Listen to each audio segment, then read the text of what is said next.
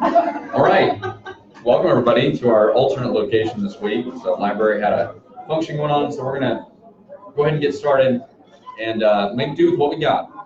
So this week, I wanted to bring up education because there were some pretty unfortunate events happened in the city and with the base. So I wanted to cover those because to me, there's an underlying issue there that we often don't consider, and that's how education is kind of the foundation for everything and leads to a lot of the conditions that we see in our society. So the story basically is that a tech sergeant in the Air Force was shot and killed outside of his home. What it seems like happened was maybe chasing some people away from stealing his car. So that in itself is sad. So someone's killed, basically defending their home. But then when you find out who the culprits were, in your mind, you might have a certain stereotype that you're thinking of. But it was a 17-year-old female and a 15-year-old male. So we have basically these two kids who killed somebody over a car, or probably not even the car, probably just the stuff in the car. And the question I immediately think is not, who's to blame or how could they have done this, but how have we failed them as a system? How did we fail them so badly that they were in the circumstances that led to this, that they were stealing crap out of a car? So that's the thing that I really think about. And so to me, that made education a really poignant topic for this week. So I remember doing some research a long time ago for sociology. Education is the #1 correlating factor to crime. So people who end up in the criminal justice system, the #1 correlating factor is a lack of education or lack of access to education or poor educational quality. And at the same time, we spend twice as much on a prison inmate than we do on a student, on average across America, and that's per person, right? It's something like $28,000 on an inmate and $12,000 or thereabouts on a student. We don't even rehabilitate them. Right. Yeah, and a lot of times we're not even rehabilitating, so we're not even giving them any additional skills, but we're spending all of that money. And so we would recoup a huge amount of money just from a purely economic standpoint, which links this kind of with last week's discussion of finance and investment. Education to me is the ultimate investment, but it's an investment of time. And time is the only resource you can't make more of. And so if we invest in people early on, in terms of time, or we invest in ourselves, even now, at whatever age we are, we're actually creating the ability for ourselves to have kind of more leisure time later on down the road, but ensuring that we at least have enough. And that we're not basically fighting against the system of humanity, which, of course, our goal is to advance and protect. So, how do we invest our time? Right? Again, it goes back to our discussion, which is usually every week we talk about goals of some sort. So we need to have a goal that we're trying to achieve. Usually at the basic level, it's providing for our families, providing for ourselves so that we survive, the basic level. But then beyond that, this is where we get past the protecting of humanity into the advancing, right? Because we can all toil to get the basic goods that we need to survive, but what happens beyond that point, right? This is where we get to the advancement, enjoyment. What does it mean to enjoy life? And how do we get there? What do we use people's talents for? And how do we find them? How do we invest in them? Thank you. So this leads to another story. So some of you may have heard this already, but growing up, I did not enjoy school very much. So I have gone on to enjoy school later on, but I almost failed high school. So I failed English class. So it's ironic that I now work in PR where I basically write full time. So I failed English class, I almost failed high school. I graduated with like a 2.63 GPA. And I hated it. Because I learned from about the 3rd grade that about 75% of what we learned in a given year was basically a repeat of the year before, at least in elementary school. And then we weren't really advancing anything. And so I just stopped doing homework, which of course the system as it's constructed is meant for you to comply with that system. And then, you track along until you come on the other side, and according to the system, you may be educated, right? And so we'll put it in perspective, what state were you educated? Michigan. Yeah, so in Michigan. So I'm going to put up 3 links later to some TED Talks by Sir Ken Robinson. I've been reading and writing about education for a long time, but he did a TED Talk back, I think it was in like 2008, when TED Talks first came out, about how schools kill creativity. And I kind of inherently knew this for a while, but the way he says it is incredible. So I'm going to link those. They're among the best. I mean, he's got 2 more recent ones. Among the best TED Talks that I've ever seen. So I definitely recommend them. But he basically posits that the point of education should be to promote these 3 principles. So diversity, and that's particularly diversity of thought, curiosity, which he calls the engine for learning, and creativity, right? Because while we focus on skills like math and science, that's great to know how to do them. But if you don't have creative ways to apply them, then basically you're going to do the same thing everybody else does with those math and science tools. And so it's really sad, though, if you look at our school system, they basically do, particularly in America, it does exactly the opposite. Instead of diversity, it promotes conformity. Everyone gets the same set of instruction at the same time, with the same time gates and the same age groups. And then instead of curiosity, it's all about compliance. Do the homework that we give you. Follow this track. And then instead of creativity, it does standardization, because it's easier to measure. And so literally everything the system is designed to do is backward from what it is we say we want out of education. Now there's a really, really good reason for that we'll get to in just a minute. So I want to touch on real quick. So I was actually a certified teacher in the state of Florida for a while. I've been teaching and tutoring and mentoring my whole life. And most people who have been teachers know this, that everyone learns differently. Right? Some people need to take it apart and put it back together. Some people need to see it. They need to read about it. They need to think about it. They need time to process. They need to listen to it. They need to have a conversation about it. I know for me in particular, I like to watch, read about, and listen. So I'm not a note taker. I've never learned through taking notes. To me, that's distracting from me thinking about the topic. So I'll sit in a classroom and just listen to the conversation, and I'll ask questions. Maybe I even think I know the answer, but I ask a question to confirm it. That's how it works for me. But somebody else might be entirely different. And so if you put me and that person in a classroom and give them the same set of instruction, likely then the instruction is for neither of us. And to me, there's a principle of communication where if the audience is everybody, then the audience is nobody. And the same applies to education. If the teaching method is to be standardized for everyone, then it is suitable for no one. So let's go into the history of mandatory schooling. There's a really great book called Weapons of Mass Instruction. It's by John Taylor Gatto. He was a teacher for 20 plus years in the New York State school system. And at some point he won Teacher of the Year for the entire state, and then quit his job.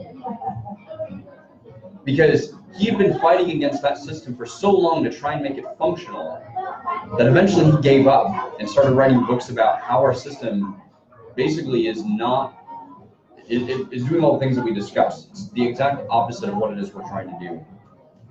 And so he quoted, so there's actually a good C-SPAN video of him talking about the book, and I'll link that later as well. But he quoted Walter Lippmann, who was a philosopher back in the early 1900s, up to 1940 or something. And he said that this guy said that schooling, about our schooling system, the prevailing education is destined to destroy Western civilization and is in fact destroying it. And another quote, the same guy had, Walter Lippmann, when all men think alike, no one thinks very much. And so So basically, Gatto details how this system came to be. This is not a natural system, though it's been attempted to be enforced a number of times. So Horace Mann basically brought this system to Boston in the late 1800s, and really used the scares, the immigration scares of different people coming in, and getting people to buy into the idea that we need to Americanize these people. We need to indoctrinate them to be good citizens. So, excuse me, he brought over the Prussian system, which was very specifically designed, excuse me, to make good and compliant citizens. Because in the Prussian system back then, what they basically, their whole economy was built on is exporting military expertise. So they needed to create a bunch of soldiers. So people who believed in the system, were compliant, followed orders, etc. So they wanted the same thing, but for America, they wanted it to create, basically train factory workers. Think about how the school system looks today. It's an 8-hour shift, broken up by bells, which are just like your breaks, and you move in a unified group where everyone is the same, from station to station. It is exactly a replica of a production line in a factory in the late 18 or early 1900s. That is what our system is designed to do.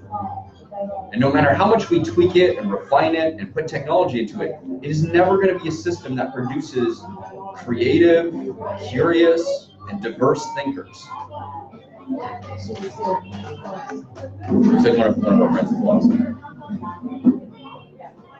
And so Spinoza, who's a Dutch philosopher, basically theorized this system and based it on Calvin's religious education that, again, they had wanted back when he was proposing his revisions to get people basically educated but compliant in that school of thought. So what's interesting is that, well, we're going to slide about that way. So what's interesting is about this whole system is they're all designed to keep people who the elites found to be unintelligent or uneducated or uneducatable compliant. So what's interesting, most people think of Darwin as a hero of science, right? And someone who promoted that humans are evolving. But that's not actually true. If you go back and look at his writings at the time, what Darwin actually thought is that a certain small subset of humanity was evolving, particularly blue-eyed, blonde-haired people of the Scandinavian descent, basically the people that, you know, Hitler held up to be ideal. And then everybody else, he basically considered to be degenerate retards and advocated against the mixing of the races, as they called them. Yeah, you're talking about something other than Spinoza. Yes, this is Darwin. Yeah. And so all of these, so my point is all of these systems that they designed, the Prussian system, the system that they brought over and adapted to America, the Calvinist system of religious education, were all designed to make the 90 or 95% of people considered to be rejects compliant, manageable. So interestingly, the last state to force compulsory schooling was Mississippi, and it was in 1918. So compulsory schooling is not a thing that's always been around like people think it has been. We just think, you know, that's what we grew up with, so it must have been the case. But what was actually true is that most of America in the earlier years, so before the Civil War, only had about 2 to 4 months of schooling. And so Alexis de Tocqueville, who was a French philosopher, came over and visited America a number of times and commented about the experiment of democracy. And he actually said that America at the time was the most educated society, and we were getting only 2 to 4 months of schooling a year. In all of world history, including classical Greece. And yet we ruined it with this compulsory school system. Now, one reason you're never going to get rid of the school system as it is, this is again according to Gatto, is because if you think about it, it is the single largest employer in the country when you figure out textbooks, teachers, bus drivers, cafeteria workers, people who provide all this stuff for schools, standardized testing. tutors, etc. What's amazing to think about, and he cites some examples of, so Admiral Farragut took command of his first ship at what age? Trivia for the day. So Derek says 16, it was 13, and sailed the ship from Peru to America at the age of 13 with the enemy crew below deck. And when you go back in history and look at what people were capable of at such a young age, it's almost criminal that our system has crippled our children's abilities to learn for themselves, because learning is a natural thing. Curiosity is natural. Look at small children. They are designed to be tiny scientists. They are designed to test boundaries, go figure things out, ask questions. But we ruin it in them because we ask them to sit still from the age of 5 for 8 hours a day. And then we wonder why so many kids are getting diagnosed with ADD and ADHD. Like when Lucas spilled the water this morning for painting. That's fine. That doesn't mean I have to let them Activity over. But that's the thing is, we still let the kids do things, right? Explore, do different things. But one mistake. We can't force, but we don't force them to sit there for 8 hours a day, do we? No. And so we can't assume that this system is going to work, because so it's funny. Sir Ken Robinson, the guy quoted in the videos earlier, he said, you know, children aren't suffering from attention deficit disorder; they're suffering from childhood. They're kids; they've got to run around. I know one of the things I thought about with our kids is, despite the mosquito epidemic outside, we've got to get them outside to just run around more to burn off some energy.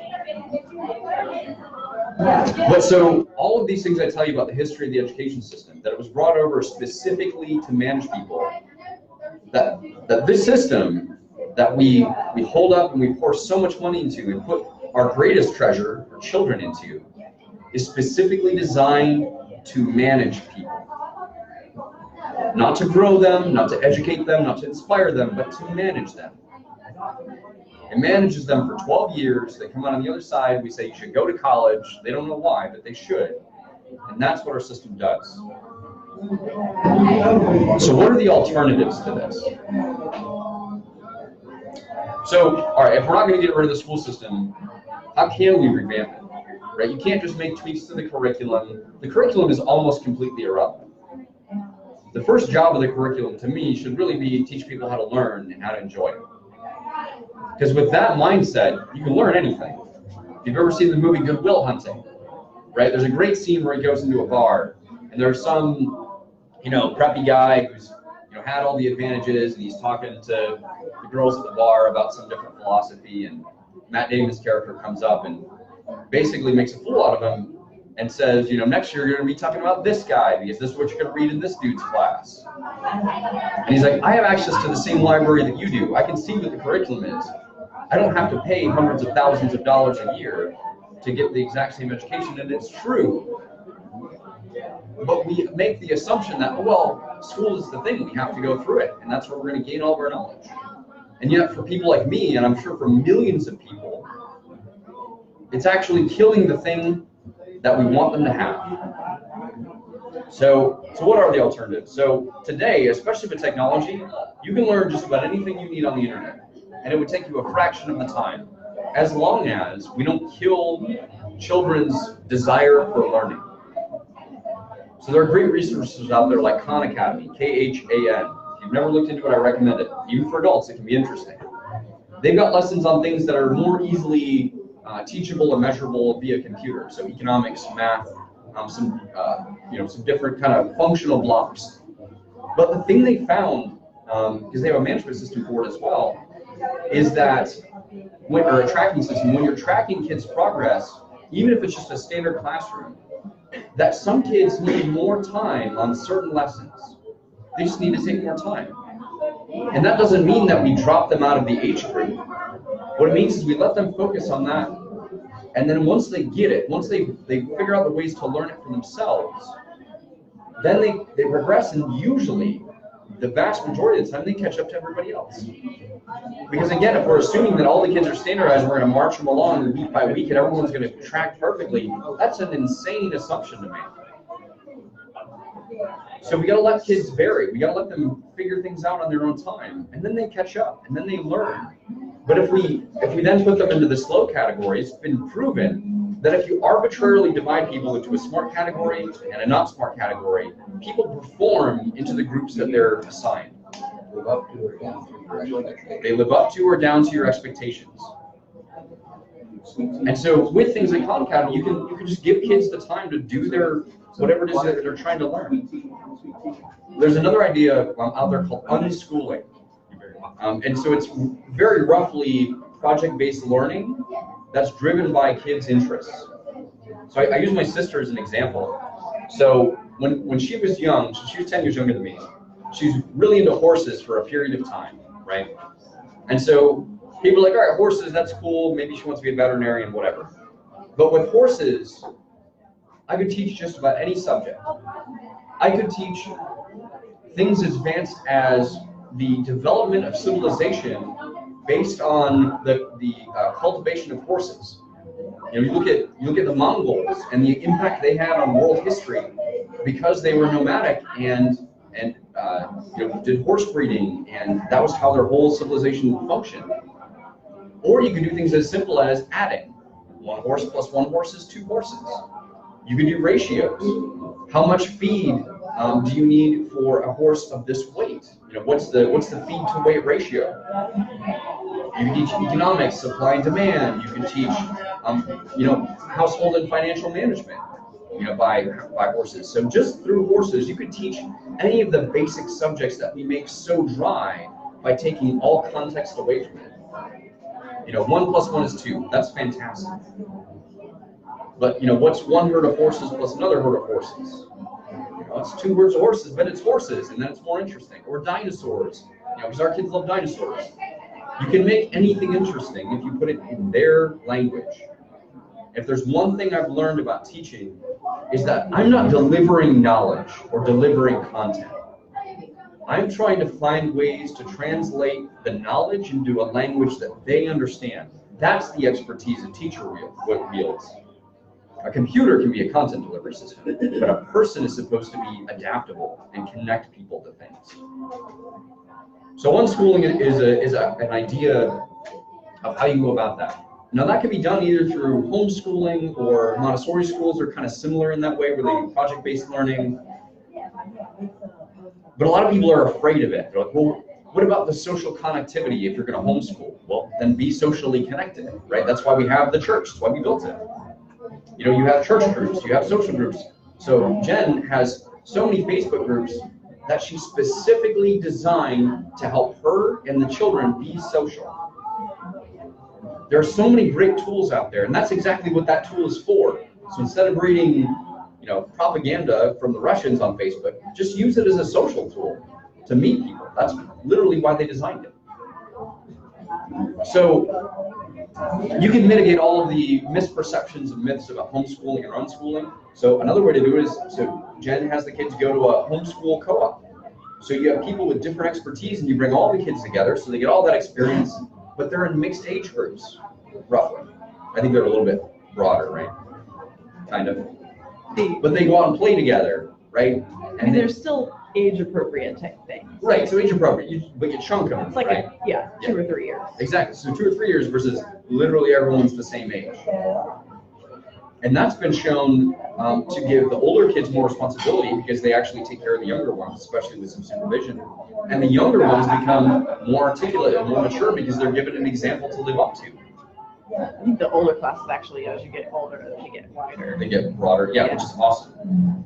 I remember as a kid, I always wanted to talk to adults more than I wanted to talk to other kids because adults have more interesting things to say. That's the kind of grouping and education system that we can build for folks. So I know for the church, one of our long-term goals, once we actually have a building, is to start a school. And it could be as simple as an unschooling or homeschooling co-op. Or it could be more advanced, where we actually bring people in. I mean, in this room, we've got, 2 engineers. I've got a master's in communication. You're sociology and counseling, right? Sociology, psychology, industrial engineering. Right. And international relations. So you said you went to college here, right? What was your degree in? Psychology. We have, what was your education, right? Irina, what was your degree in? Administrative, so management. So just in here, and so I actually have a bachelor's of science in humanities. So I took an enormous amount of engineering classes and then philosophy and history, literature, etc. So we could teach almost everything K through 12 in just this room. And I bet we could do it in about a quarter of the time with significantly fewer resources. We would just need basically an internet connection. Isn't that an amazing thing to think of? There are 9 people in this room, if I'm counting correctly. There are 9 people in this room, and we could teach kids. But here's the thing is we wouldn't even be teaching them. We would be facilitating their learning. Because ultimately they're responsible.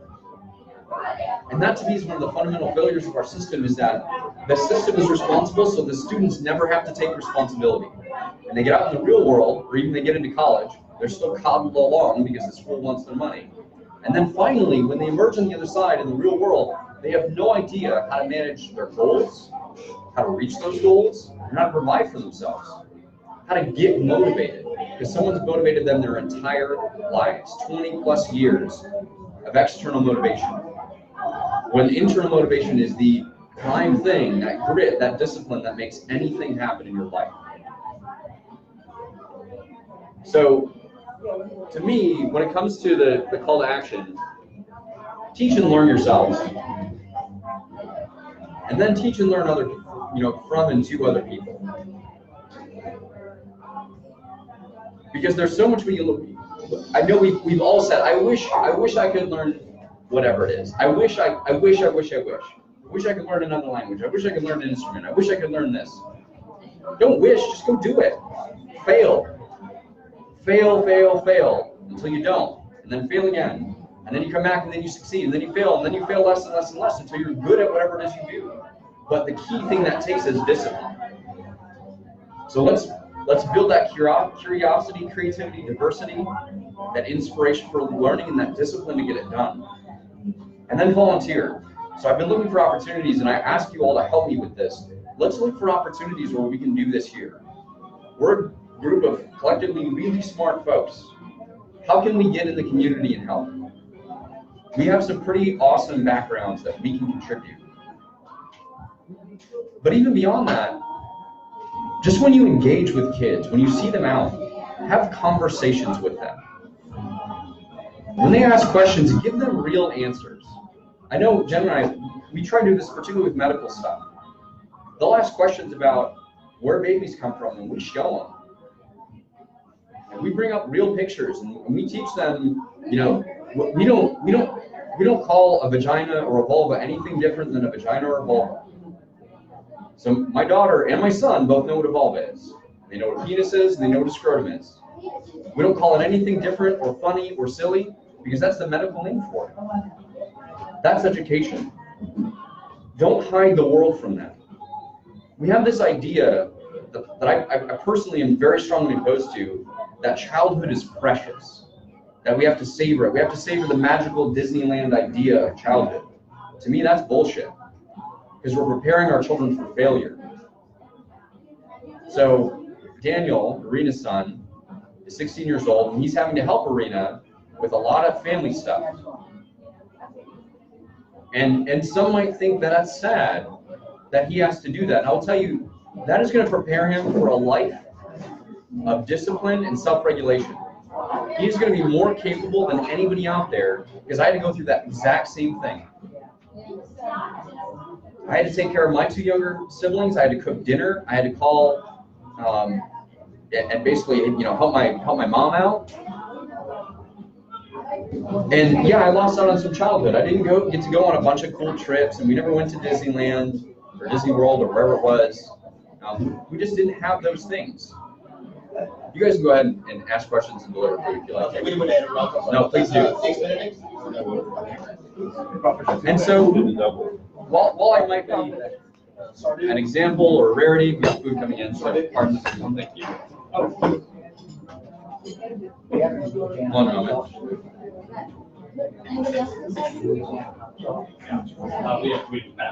So these kids that lose out on quote unquote childhood, or they have a hard childhood, those are the people that are actually going to make a difference because they know how to deal with hardship. And I will tell you as an adult that you don't have to give up on childhood once you become an adult. Because I would consider myself an adult child. I make my own money, I can set my own hours, I know how to regulate, but I still play video games. We still go out and have a fun time. We have game nights at the house. But it's silly to let kids, quote unquote, be kids. It's better to encourage them to be the adults of the past at 10 and 12 and 13 and 15 to promote entrepreneurship and providing for themselves, because then they can do the fun things that make us kids at heart. Derek, what do you got? I teach this Speak up so they can hear. People don't understand the difference between childish and childlike. And though they throw the baby out with the bathwater at age 21, they get the childlike behaviors and the childish. And once they find those, then we can keep them. And I kept my childlike behavior and just get rid of the childish behavior. Yes, that's a great point. So in case you didn't hear it, Derek was saying there's a difference between childish and childlike behavior. You know, a childlike glee, or have fun like a child. Eric, last night at our game night, was crying, giggling like a child at Cards Against Humanity, which was hilarious. But that level of childhood glee can be had as an adult. So we're not ruining childhood. Play different games. We're making it, we're extending it. We're extending the fun part of childhood into adulthood. Childish sense of wonder. Yeah, the childish sense of wonder, childhood sense of wonder. But volunteer to teach those different worldviews, and then in the long term, let's build a school. And not like a physical school, because we can do that, but build an idea of school where we take risks, and we allow our kids to take risks, and we let them learn the things that they love. Like I said, I'm going to promote those videos, or put out those videos, and read them, and watch them, because you're going to hear stories about people who dropped out of school to do crazy things and ended up succeeding wildly because they were allowed to strive and take risks and fail and learn. So with that, we'll wrap up for the day. I'm sure we'll have a good conversation here afterward. But thank you all for tuning in. Sorry if it was a little bit loud, but we'll see you all next week. Hey,